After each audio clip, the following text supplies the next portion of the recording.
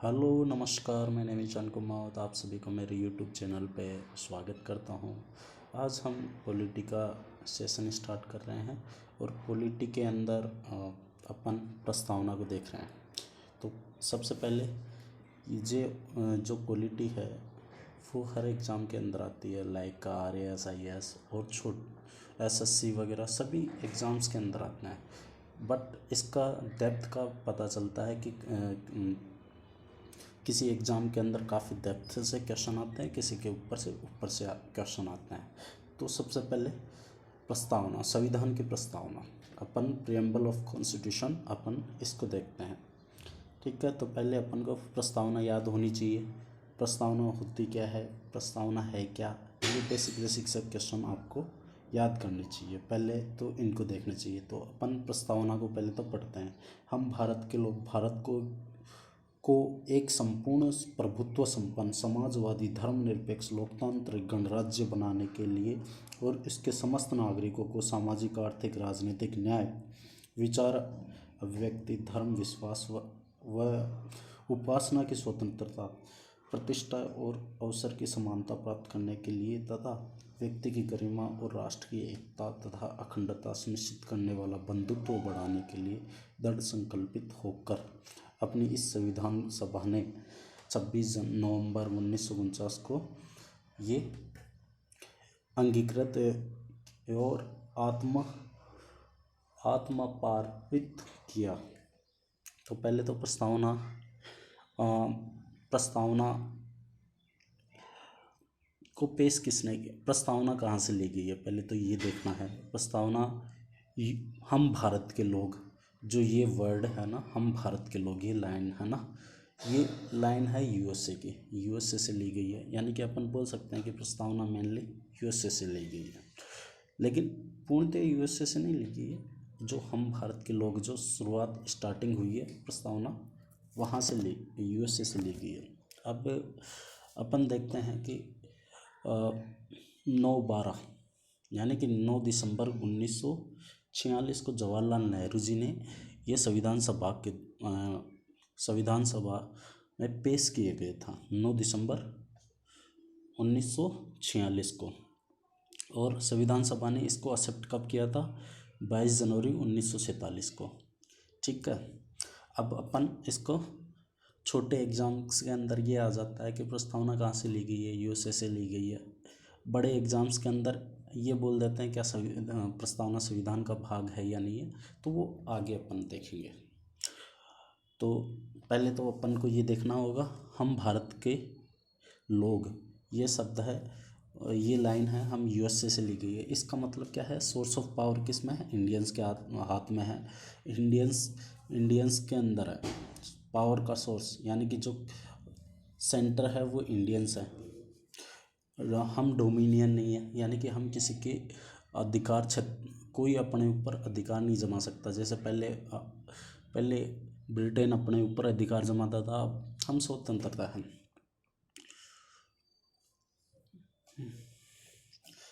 कि अब अपन ये देखते हैं कि है ना, जो प्रस्तावना के अंदर 1942वें संविधान संशोधन के द्वारा 1976 42वें संविधान संशोधन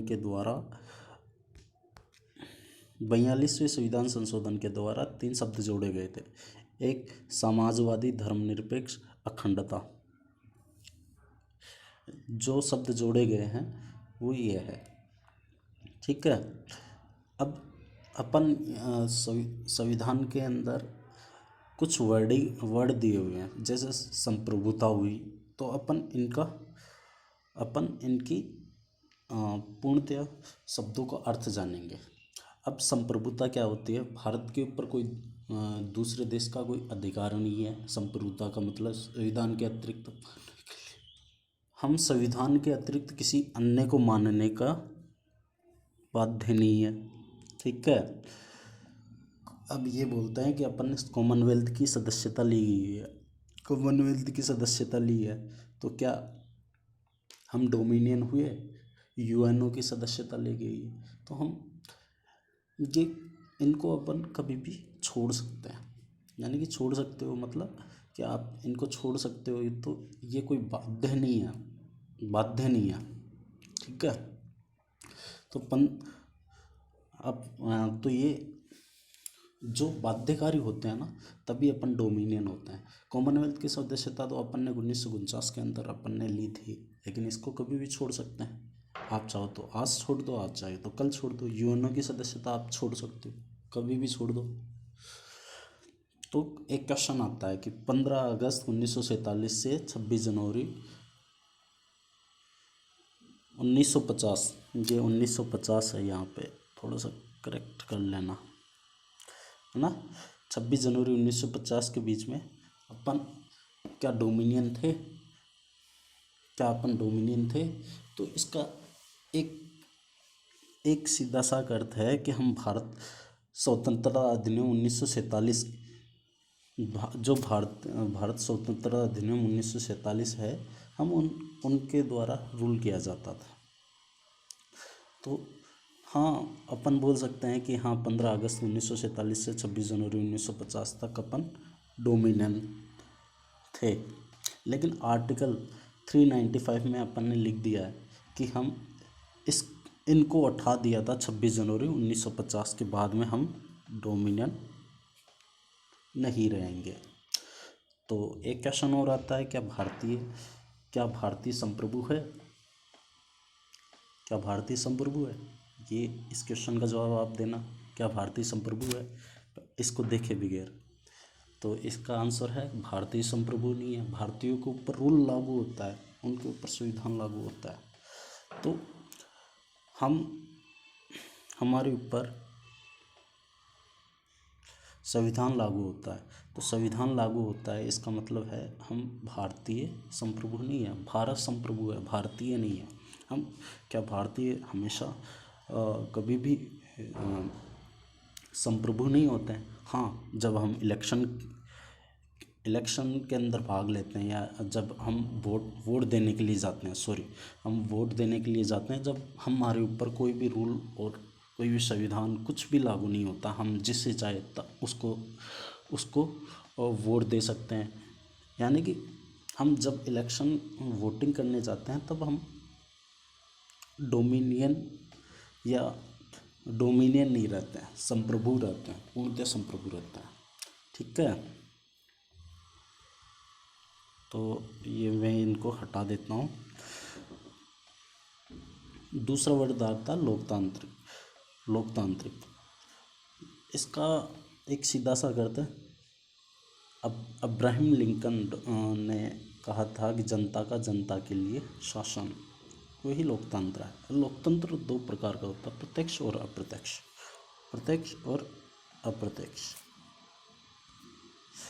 प्रत्यक्ष के अंदर क्या होता है कि कोई भी अपन डिबेट करके डायरेक्ट कोई भी मुद्दा है उसके ऊपर जनता डिबेट करेगी और वही बोलेगी ये सही है या गलत है, ये प्रत्यक्ष है। ये छोटे देशों के अंदर काम कर सकता है, स्विट्जरलैंड जैसे देशों के अंदर। अप्रत्यक्ष लोकतंत्र क्या होता है कि कोई भी जैसे जनता है वो अपने प्रतिनिधियों को चुन के भेजती है संसद के अंदर, वो डिसाइड करते हैं कौन सही है कौन गलत है। तो क्या एक क्वेश्चन आ जाता है कि क्या अप्रत्यक्ष लोकतंत्र के अंदर हम लोकतांत्रिक होने के बाद में अपन वो प्रतिनिधित्व चुन के जाते हैं, तो क्या वो कुछ भी काम कर सकते हैं? ऐसा नहीं है। गणराज्य लेक्स रैक्स, यानी कि रूल ऑफ लॉ, रूल के अकॉर्डिंग उनको काम करना होगा। यानी कि अपने देश के अंदर संविधान के अकॉर्डिंग आपको काम करना ही होगा। ये आपके लिए कंपल्सन है। इसको आप कभी भी चेंज नहीं कर सकते। ठीक है। गणराज्य।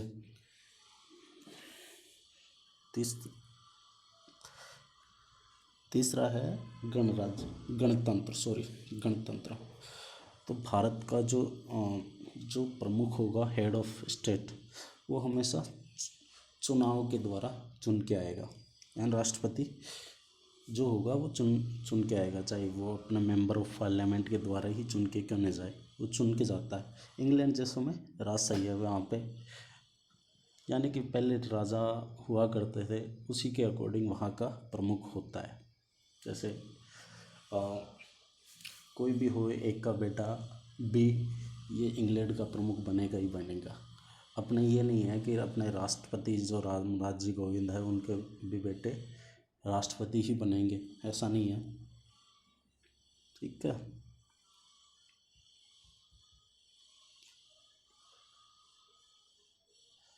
ठीक है, तो मैं एक सेकेंड।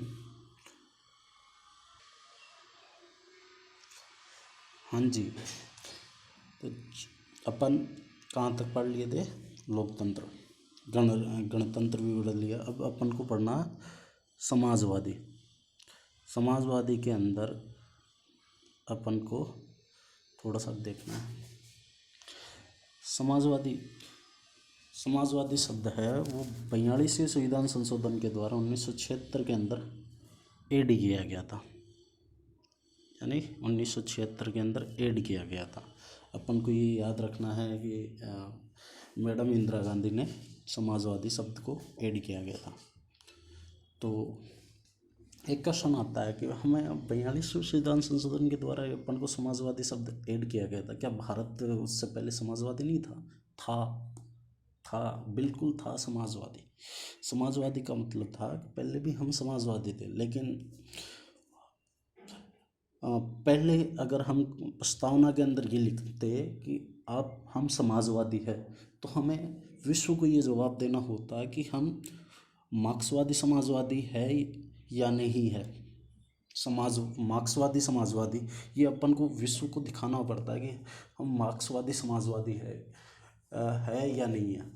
तो पहले मार्क्सवादी समाजवादी था, यानी कि इक्वल डिस्ट्रीब्यूशन, कोई भी जैसे देश के अंदर कोई भी संपदा है उसका इक्वली डिस्ट्रीब्यूशन किया जाता था, वो मार्क्सवादी समाजवादी की ये लहर चलती थी। तो अपन को ये क्वेश्चन, ये जवाब देना होता कि हम मार्क्सवादी समाजवादी है।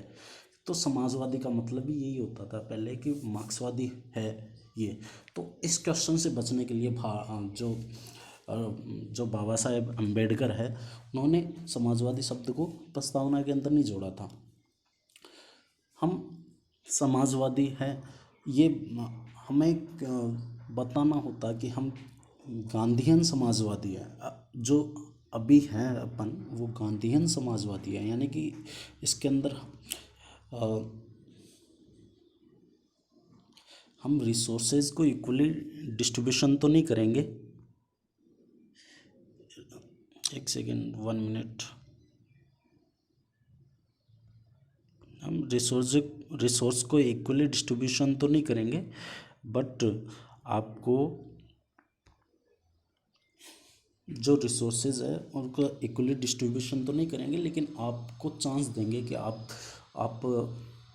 कुछ भी अचीव कर सकते हो। जैसे आपको इक्वली चांस देंगे, जैसे आपको मिलियनर्स बनने के लिए हम चांस देंगे आपको, सभी के लिए। जैसे कोई भी रूल बनाई जाता है, भारत सरकार के द्वारा कोई भी रूल बनाया जाता है, तो उसके अंदर आपको पूर्णतया वो दी जाती है कि आप बन सकते हो। ठीक है।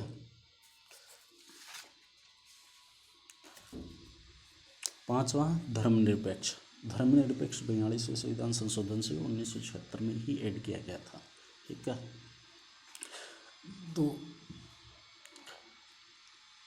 तो हम वेस्टर्न जो धर्मनिरपेक्ष है ना, हम वो फॉलो नहीं करते हैं, हमारा खुद का अलग व्यू है। वेस्टर्न जो धर्मनिरपेक्ष है वो बोलता है कि स्टेट और रिलीजन दोनों सेपरेट है, यानी कि रिलीजन अगर ये बोले कि है ना पर्टिकुलर कास्ट को या पर्टिकुलर व्यक्ति को या पर्टिकुलर जैसे जेंडर वाले व्यक्तियों को ही चर्च के अंदर अलाउ है, ये बना सकते हैं। तो इसके अंदर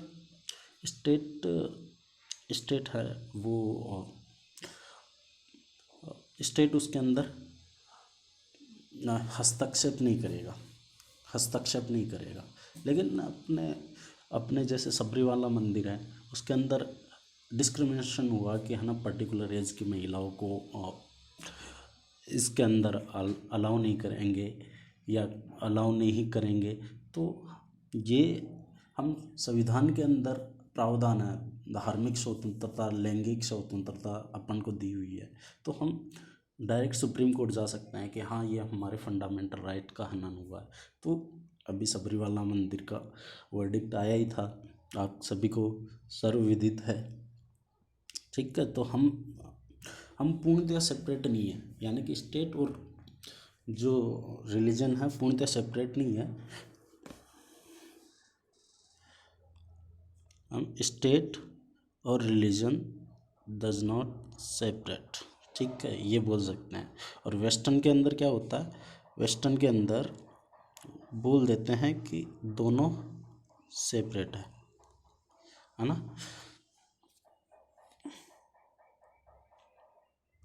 मैं इनको हटा देता हूँ, थोड़ा सा